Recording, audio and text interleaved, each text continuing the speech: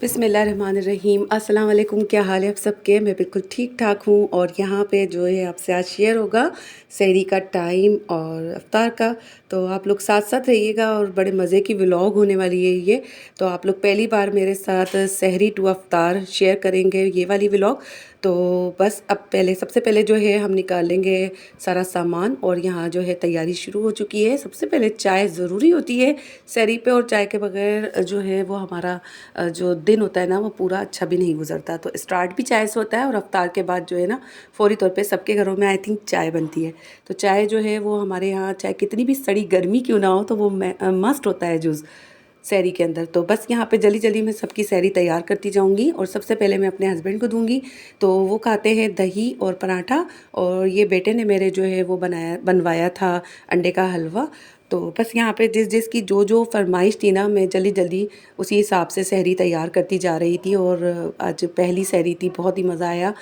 अच्छा, रमज़ान आने की बहुत पहले से जो है इतनी खुशी हो रही होती है, रजब से ही शोर हो रहा होता है, और जब आ जाते हैं तो एक एक दो दो दिन करते करते पहला अशरा, दूसरा अशरा और तीसरे अशरे में हम दाखिल हो जाते हैं। और इन दी एंड यही होता है कि रमज़ान चले जाते हैं, बहुत ही जल्दी चले जाते हैं, पता ही नहीं चलता। 2 साल से रमज़ान पलक झपकते इतनी जल्दी से जा रहे हैं ना, तो ऐसा लगता है जब हम रमज़ान की तैयारी कर रहे होते हैं कि यार अभी तो रमज़ान होके गए थे, अभी तो रोज़े गुजरे थे। तो यही होता है कि बस 5-6 महीने बाद दोबारा से रमज़ान का शोर मच जाता है। मुझे तो यही होता है कि जो है मैं तो भई बहुत जल्दी से रमज़ान की जो है ना आमद शुरू कर देती हूँ, शोर मचाना शुरू कर देती हूँ। अच्छा लग रहा होता है कि रमज़ान आ रहे हैं, रमज़ान आ रहे हैं। बड़े ही अपने आप को जो है ना एक इंसान वैसे भी दीनी तौर पे पैम्पर कर लेता है और मेंटली तौर पे भी तैयार हो जाता है रमज़ान में दाखिल होने के लिए। तो यहाँ पे मैंने अपने हस्बैंड के लिए सहरी बना दी थी, और वो दही पराठा ही खाते हैं, कभी-कभार वो रोटी भी ले लेते हैं। तो वो जो है ज़्यादातर इसी तरीक़े का नाश्ता करते हैं। वो सालन वगैरह नहीं खाते। कोई ऐसा ऐसा कि मैंने बहुत जल्दी खाना बना लिया है और बहुत अच्छा बना लिया है तो वो खा लेते हैं सहरी, और फिर खाना वो एक ही कर लेते हैं। तो इस तरीके से वो कर लेते हैं सहरी। लेकिन ये कि फिर वो बिल्कुल जब खाना खा चुके होते हैं ना तो वो लाइट सहरी करते हैं। तो यहाँ पे जो है मैं अब सबके लिए बारी बारी पराठे डालती जाऊँगी। तो मुझे लगता है सहरी अफ्तार एक ऐसा वो है जो हर घर में एक वाइब जारी होती है ना, तो सबका एक एक ही मकसद हो जाता है। पूरे पाकिस्तान नहीं, पूरी दुनिया के अंदर मुसलमानों का एक ही मकसद चल रहा होता है। इतनी कोई प्यारी वाइब जारी होती है ना इस महीने की, और आप जो है अपने आप को दीनी तौर पे भी बहुत ज़्यादा अंदर से मजबूत महसूस कर रहे होते हैं। तो बस यहाँ पे जो है बच्चों की फरमाइश पे मैं जल्दी जल्दी रेडी करती जा रही थी। और यहाँ पे यशा के लिए बन रहा था हाफ़ फ्राई अंडा, तो मैंने और यशा ने तो यही खाया था। बाकी रबीब ने जो है वो बनवाया था अंडे का हलवा, और मीनू ने भी अंडा बनवाया था अपने लिए। तो बस यही होता है कि बच्चों को वही चाहिए होता है जो उनको पसंद होता है। अदरवाइज़ आप अपनी कोई अगर इस तरीके की डिश बना के रख देना तो बच्चे नहीं खाते। तो मेन मकसद ये होता है कि बच्चों का पेट फिल हो जाए और वो अपनी खुशी से कुछ चीज़ खा लें। तो हर मदर्स का यही होता है कि बच्चों की ख्वाहिशें और हस्बैंड की जो भी होती है ना वो फरमाइश पूरी कर रही होती हैं, और बस इसी में ही ज़िंदगी है, इसी में ही मज़ा है। तो यहाँ पे जो है बस हम मेरी भी सहरी रेडी हो जाएगी, सबसे एंड में मैं अपना रेडी कर लूँगी।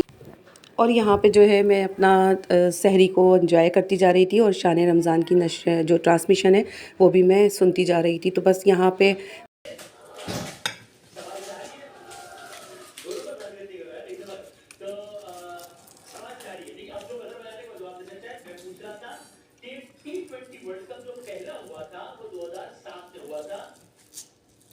और यहाँ पे हम लोग जुड़े रहते हैं शान रमज़ान से पूरे रमज़ान, और मालूमात में बहुत इजाफ़ा होता है ना, मेरे बच्चे बड़े शौक़ से देखते हैं। अच्छा, मैंने आपको दिखाया था लास्ट व्लॉग में, मांदा पट्टियाँ दिखाई थी और ये वेजिटेबल्स दिखाई थी। तो ये हम लोगों ने आज ही के दिन ही फिल की थी बना के। तो कुछ आधे जो है बना लिए थे और फिर आधे मैंने सहरी पे रेडी करके रख दिए थे।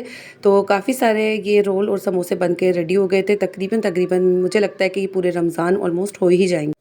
यहाँ जो है सारी वेजिटेबल्स हम लोगों ने कट कर ली थी बारीक बारीक, क्योंकि फिर मोटी मोटी सी बीच में आती हैं तो वो अच्छी नहीं लग रही होती। तो यहाँ जो है मैं अब सेपरेट कर लूँगी। मैंने ये पालक पहले से काटा हुआ था, इसके अंदर मैं डाल दूँगी स्प्रिंग अनियन, हरी मिर्चें, हरा धनिया, पुदीना, और ये थोड़ी सी कैबेज डाल के मैं एक पाउच सा बना लूँगी। तो बस थोड़ी थोड़ी सी इस्तेमाल में आती हैं ये, क्योंकि पकौड़ा मिक्स में थोड़ी थोड़ी सब्ज़ी जाती है।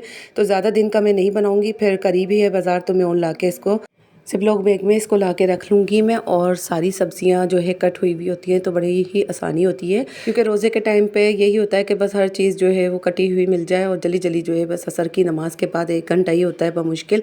तो आपको जो है सारी तैयारी करके रखना पड़ती है, और बस सिर्फ जो है फ्राई का काम मैं छोड़ देती हूँ। तो वो करने के लिए फिर मैं जो है खड़ी हो जाती हूँ। सारा नीट क्लीन किचन वगैरह सब कुछ रेडी करके हर चीज़ रेडी होती है हमारी बस दस्तरखान पे पहुँचने के लिए, तो बस फ्राई का काम होता है वो मैं करने खड़ी हो जाती हूँ। तो इस तरीके से काम बड़ा आसान हो जाता है। यहाँ जो है मैंने समोसों के मसाले में डाल दी थी प्याज, और रोल के मसाले को मैं मिक्स कर रही थी ताकि वेजिटेबल्स जो है वो पूरी एक दूसरे के साथ मिक्स हो जाए अच्छे से। यहाँ पे मिक्स करने के बाद बकाया सब्ज़ी मैंने जिपलॉक बैग में रख दी थी। गाजर बहुत ज़्यादा लग रही थी मुझे, तो मैंने सोचा चले मैक्रोनी वगैरह बनाएंगे तो उसमें काम आ जाएंगी। अच्छा, यहाँ पे जो है मैंने चिकन को बहुत अच्छी तरीके से मैरिनेट किया था, तो फीकी फीकी लगती है बॉईल करके डालो, तो मैंने थोड़ा टेस्ट देने के लिए इसमें टिक्का मसाला वगैरह और घर के इंग्रेडिएंट डाल दिए थे। जो भी मसाले आपके पास हों, आपने दही और लहसुन अदरक के अंदर इसको मैरिनेट करके रख देना है 2 घंटे के लिए। उसके बाद आपने इसको पानी खुश करना है थोड़ा सा ऑयल डाल के, और फिर इस तरीके से रेशे कर लेना है। फिर उसी मसाले के अंदर मैं डालूँगी कि उसका मसाला समोसों का, जो इसका मसाला ग्रेवी सा था ना, उसी फ्राई पैन के अंदर मैं सारी ये वेजिटेबल्स सौटे कर लूँगी। उसके अंदर वेजिटेबल्स में एक टेस्ट आ जाएगा, क्योंकि समोसे जो होते हैं थोड़े से स्पाइसी ही अच्छे लगते हैं। तो इसमें चला जाएगा दाशी पाउडर, चिकन पाउडर जिसे कहते हैं, और चली जाएंगी काली मिर्चें, कुटी मिर्चें, पिसी मिर्चें डाली है मैंने इसके अंदर, कुटा धनिया, साबुत धनिया जो होता है, और ज़ीरा डाला है कुटा हुआ भुना हुआ, जो भी आप डालना चाहें। नमक डाल दिया था। तो इसको जो है अब हमने मिक्स करने के बाद मसाले को, अच्छा इसके अंदर गरम मसाला भी जाता है, आप जितना स्पाइस डालना चाहें आप डाल सकते हैं। तो मैंने गरम मसाला इसलिए नहीं डाला कि रोज़े के टाइम पे जो है वो थोड़ा सा मुंह पकड़ता है। तो बस मैं यहाँ पे अब रोल की तैयारी कर लूँगी। तो रोल के मसाले में जस्ट मैंने चिकन पाउडर डाला है, नमक डाला है और काली मिर्चें जाएंगी। तो इसके अंदर मैं ज़्यादा स्पाइस नहीं डालूँगी, और भुना कुटा ज़ीरा डाला है, और कुटा हुआ जो है वो साबुत धनिया डाला था। अच्छा, पिछली व्लॉग के अंदर मैंने आपको दोनों चीज़ों की ट्रिक बता दी थी कि रोल किस तरीके से भरने हैं और समोसा किस तरीके से पॉकेट बना के भरना है। तो बस यहाँ पे सारा कुछ दिखाने का मकसद ये था कि आपको एक बार और रिमाइंडर करा दें कि इसकी जो स्टफिंग है वो इस तरीके से मैं तैयार करती हूँ, क्योंकि मैंने पहले जो दिखाया था आपको वो आलू का दिखाया था बना के। तो यहाँ पर जो है फ़िलहाल जितने बने थे रोल और समोसे वो रेडी कर लिए गए थे, क्योंकि रोज़े का टाइम करीब आ रहा था। तो बस फिर हमने उठा लिया था, और अब यहाँ आ जाएगी बारी अफ्तार की। तो जो पकौड़ा मिक्स मैंने रेडी किया था उसके मैं ले लूँगी 3 भर के चम्मच, और थोड़ी सी यहाँ वेजिटेबल ऐड करूँगी, और इसी के अंदर मैंने प्याज कट करके डाल दी थी, और एक आलू बारीक बारीक जूलियन में काट लिया था। तो यहाँ पे जो है पहले मैं दही बड़े उतार लूँगी, क्योंकि दही बड़े जो हैं वो थोड़े से साफ़ ऑयल में ही उतारती हूँ, वरना फिर मिर्चों का टेस्ट आ जाता है। तो स्टार्टिंग में ही मैं दही बड़ों के जो फुलके होते हैं ना वो उतार लेती हूँ। उसके बाद मैं रोल वगैरह समोसे ये फ्राई कर लेती हूँ, क्योंकि ये भी जो है डीप फ्राई होते हैं, फिर अच्छा सा कलर नहीं आता। तो तेल का इस्तेमाल बहुत ज़्यादा हो रहा होता है।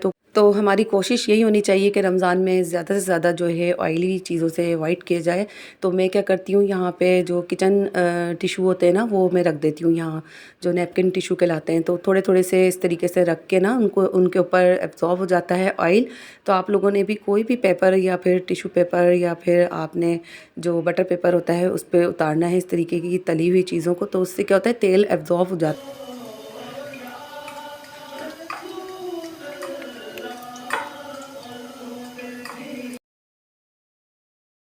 और यहाँ पे हस्बे आदत मेरी जो है कि मैं तेज़ आवाज़ में नातें सुनती हूँ, और जो भी शान रमज़ान का सलाम और दुरूद पढ़ा जाता है मैं उसे बड़ा इंजॉय कर रही होती हूँ। तो यहाँ पे जो है बस पकोड़े भी तलती जा रही थी और नाते भी सुनती जा रही थी, तो बड़ा ही मज़ा आ रहा होता है। ये साल में एक ही दफ़ा ये मौका आता है इस तरीके का, तो बड़ा इस मूवमेंट को मैं बड़ा मिस करती हूँ जब चले जाते हैं रमज़ान। तो यहाँ पे सारी तैयारी ऑलमोस्ट रेडी हो गई थी, और फ्रूट चाट फ्रिज में रखी हुई थी। तो इसी के साथ ही रमज़ान की रहमतें और बरकतें एंजॉय करें। छोटा सा लाइक तो बनता है। तो मिलेंगे अगली व्लॉग में, जब तक के लिए अपना खास ख्याल रखिएगा, और इन रमज़ान के अंदर हमें भी याद रखिएगा। तो जब तक के लिए अल्लाह हाफ़िज़, बाय बाय।